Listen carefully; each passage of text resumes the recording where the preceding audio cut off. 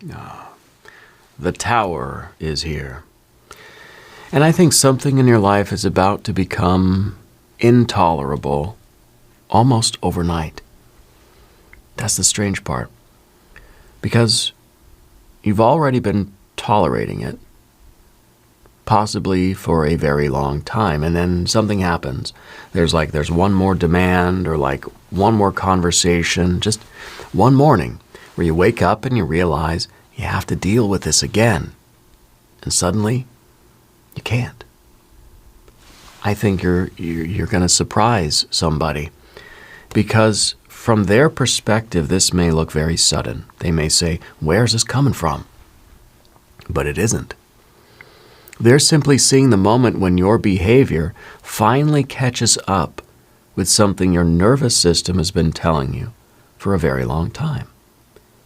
And once that happens, I don't think you're going back. Hi, I'm Paul, and this is Tarot Logic, an analytical approach to intuitive reading. And today we have the Tower. Look at this card. Everything is erupting. The structure isn't gently being renovated, right? Energy is breaking through it. And that's what I think is important here. Because sometimes a structure can continue functioning long after it's stopped functioning well. You can do the same thing. You can adapt to an astonishing amount of stress. That's one of the reasons human beings survive, right? Your nervous system is constantly adjusting to circumstances in order to keep you functioning. Heart rate changes, hormones change, attention changes, sleep changes. Your threshold for reacting to things can change. The system recalibrates around whatever environment you repeatedly give it. That's useful until you begin mistaking adaptation for health. And I think that's what's happened here. You adapted. Something became normal that probably shouldn't have become normal. Maybe it's a relationship where you're constantly monitoring another person's mood. Maybe it's a job where your body starts tightening before you even walk through the door. Maybe it's simply a way of living where everything feels urgent all the time. Whatever it is, you've gotten very good at functioning inside it. That's the problem. Because being able to tolerate something doesn't necessarily mean tolerating it is good for you. And a tower tells me that the adaptation is reaching its limit. I think you're about to have an experience that makes you realize how much stress you've actually been carrying, and strangely enough, it may happen through relief. That's one of the more specific things I see here. Something gets canceled, right? Something goes away. You get a day off. A responsibility temporarily disappears. You spend time somewhere else and your body changes. You breathe differently. You sleep. Your shoulders drop. You stop checking your phone and you realize, wait. Why do I feel so much better when that thing isn't here? That's information. And I don't think you're going to be able to ignore it. Because the nervous system is extraordinarily good at establishing a new baseline. See, if stress becomes persistent enough, the body begins allocating resources around the expectation that the stress will continue. And this is part of allostasis. The body isn't simply trying to keep every variable fixed. It's making these predictive adjustments to meet anticipated demand. If tomorrow is likely to require more from you, the system prepares. That's adaptive. But adaptation has a cost. If the demand never really stops, the system keeps paying. And after a while, you may stop consciously experiencing the situation as unusual because the unusual condition has become your baseline. You say, I'm fine. And maybe consciously, yeah, you mean it. I'm still working, still showing up, still taking care of things, still getting through the day. But I can continue functioning is a very low standard for determining whether something's working. That's what I think the tower is exposing. There's a difference between functioning and flourishing. And something is about to make that difference obvious. I think you're going to notice it physically before you fully understand it intellectually. Your body reacts to a situation. Maybe your heart rate rises, your jaw tightens. Maybe you feel that strange heaviness when you know you're about to interact with somebody and this time you catch it and you think, why does my body do this every time? That's a very good question. Because your nervous system learns to predict if a particular environment repeatedly contains conflict, the cues associated with that environment can eventually begin preparing you for conflict before anything actually happens. The person walks into the room, nothing's happened yet, but your nervous system knows the pattern. The phone rings, you see the name, nothing's happened yet, but the body is preparing. That's learning. The system is trying to protect you by predicting what happens next. And that's why sometimes people say, I don't know why this person makes me anxious. They haven't even done anything. Maybe they haven't done anything today. Your nervous system has a longer memory than that, right? It has learned the conditional probability.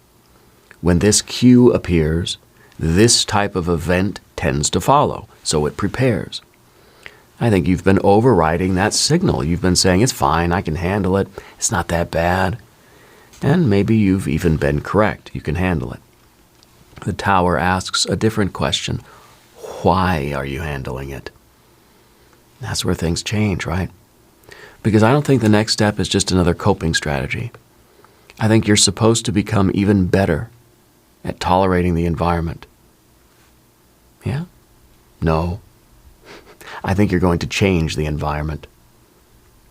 And that's why this may look quite sudden from the outside. Okay?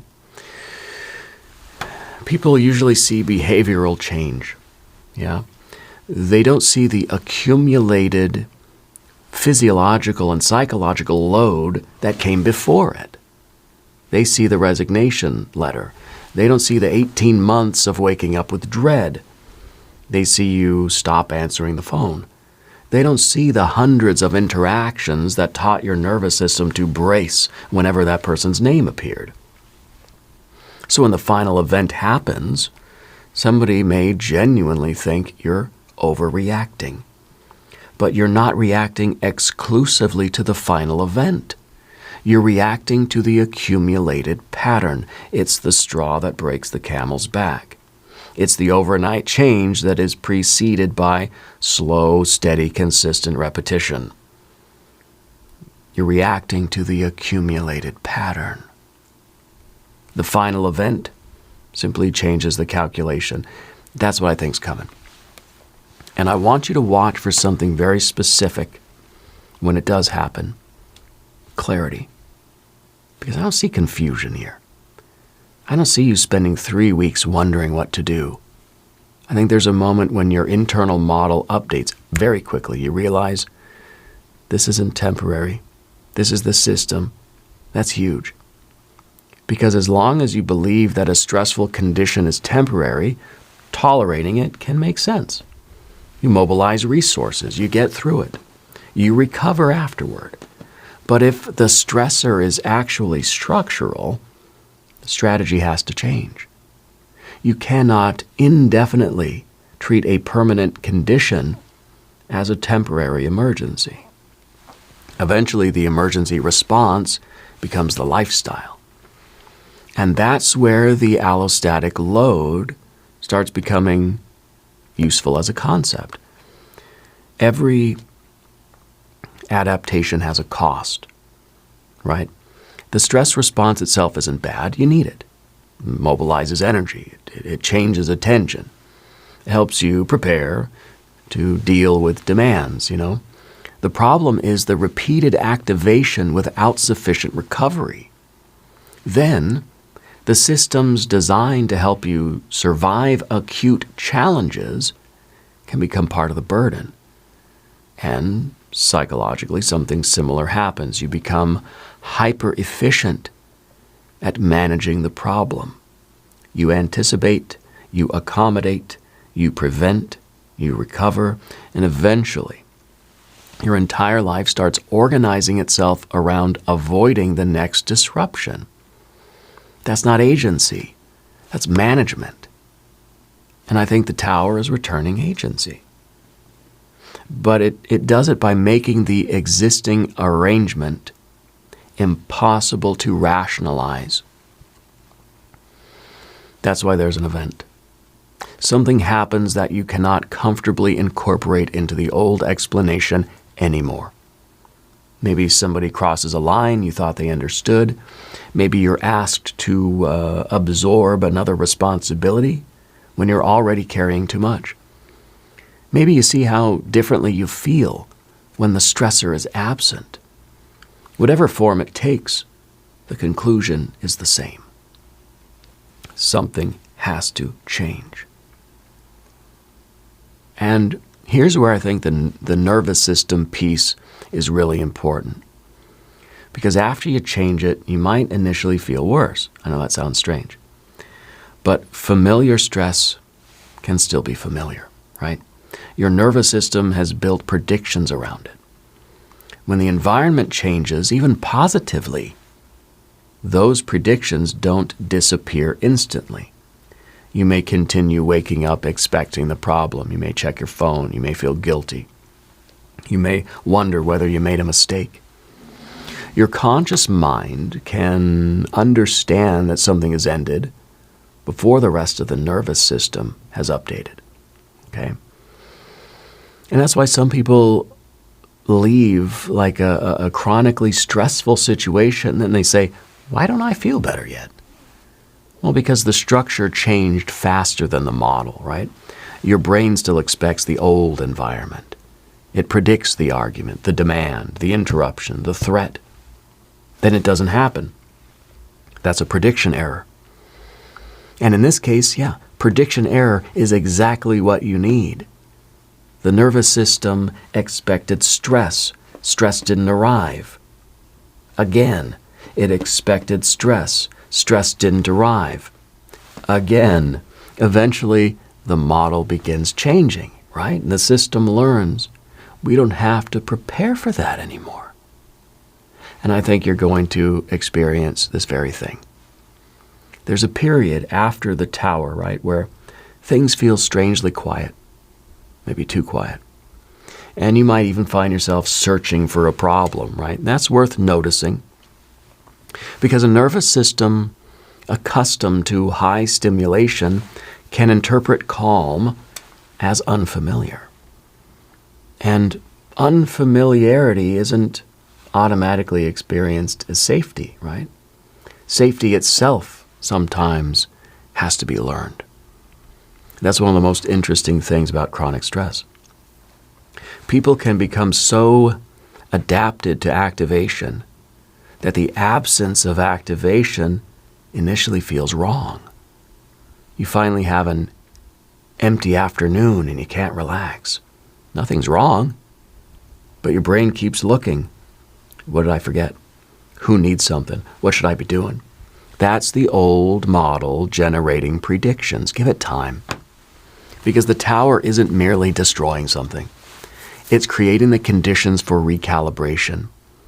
And I think that's what the next chapter is actually about. Your baseline changes. You start noticing that you sleep differently. You think more clearly. You become less irritable. Something you assumed was part of your personality starts disappearing. And that's going to be revealing.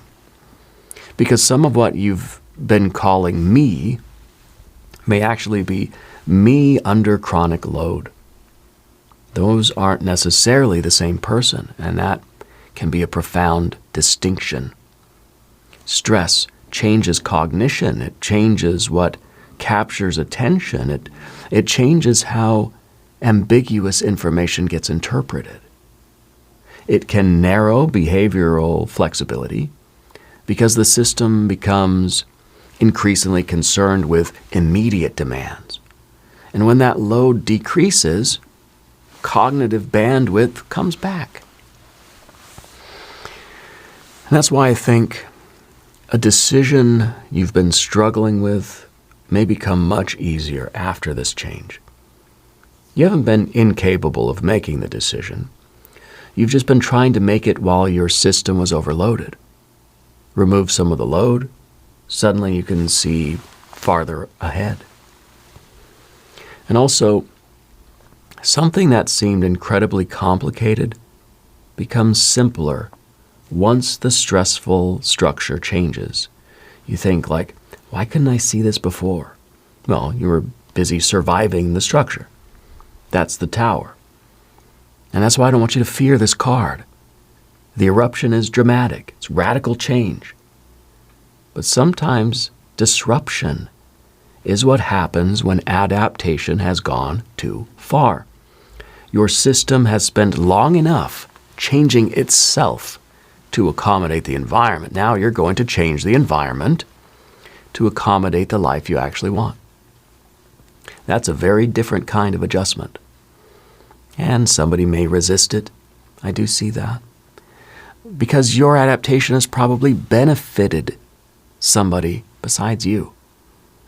If you've always been the person who absorbs the extra demand, your boundary creates a problem for whoever was handing you that demand, If you've always managed someone else's emotional volatility, your refusal to continue managing it means they now have to deal with it themselves, right? So don't use another person's discomfort as some kind of automatic evidence that you're doing something wrong. Systems resist change. Families do it, relationships do it, workplaces do it. When one part of a system changes its behavior, the other parts have to reorganize. And sometimes they try to push the changed part back into its old role. So that's what I would watch for, the test. You change something. Then somebody presents you with an opportunity to restore the old arrangement. I don't want you to take it. And that's where I think the tower becomes permanent. See, the first event breaks the structure. The second reveals whether you're going to rebuild the same structure again, and you're not. Because by then you've felt the difference. You've experienced what your nervous system is like when it isn't carrying that same load. And that's difficult to unlearn. Once you've slept peacefully, chronic vigilance starts feeling different. Once you've experienced a relationship where you don't have to monitor every word, instability becomes harder to romanticize. Once you've had a day where your body isn't braced for the next problem, you start questioning why bracing ever became normal. That's the revelation. You didn't know how stressed you were because stress had become ordinary. The tower makes it extraordinary again. And then it ends. So watch for the moment when something you've tolerated suddenly feels impossible to tolerate. Don't immediately assume that you've become less resilient. No, in fact, the opposite's probably true. Maybe your system has finally gathered enough information to conclude that continued adaptation is more expensive than change. That's intelligent calculation. Resilience isn't like infinite tolerance. Sometimes resilience is reorganizing a structure that needs to go, recognizing when a structure needs to change. And I think that's where you are. One more event, one more piece of evidence, and something inside you says, enough. Then the strange part begins, relief, quiet, a recalibration. And eventually you realize that you aren't missing the thing you thought you couldn't live without. You're recovering from the amount of yourself it required you to spend just to keep it standing. That's the tower. If you want more readings like this, subscribe to Tarot Logic. This is an analytical approach to intuitive reading. We use the cards to see what's coming, then we look underneath the experience itself, so that when it arrives, you understand what may actually be happening inside you. And remember, the most important part of any tarot reading is you.